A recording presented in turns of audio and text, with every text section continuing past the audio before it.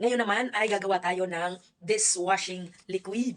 Nag-order ako sa online shop ng dishwashing liquid na titimplahin pa. Ako na yung gagawa ng 110 pesos yung isang pack. Kompleto na yung ingredients para makagawa ka ng dishwashing liquid. Ang kagandahan nito ay mas makakatipid ka na dun sa 110, makakagawa ka na ng 5 litrong sabon. Ayan ang nakalagay. How to make dishwashing liquid.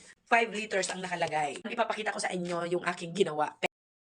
Una, nilinis ko yung balde at nilagyan ko siya ng 5 litro ng malinis na tubig. Una kong inilagay, isasangkap ay ang 45 bubble booster. Sunod yung surfactant. Dahan-dahan itong ibubuhos sa tubig ng paikot. Ibabad ng 20 minuto bago haluin ng mabuti. Siguraduhin lang na tunaw yung sangkap. Pangtatlo, ibuhos ang degreasing agent, antibac at pigment powder. Haluing mabuti. Pang-apat, unti-unting ibuhos ang thickener habang hinahalo ito ng sobrang bagal hanggang sa maubos at matunaw. Pag siguradong tunaw na, takpan at ipahinga ng 24 hours ang mixture.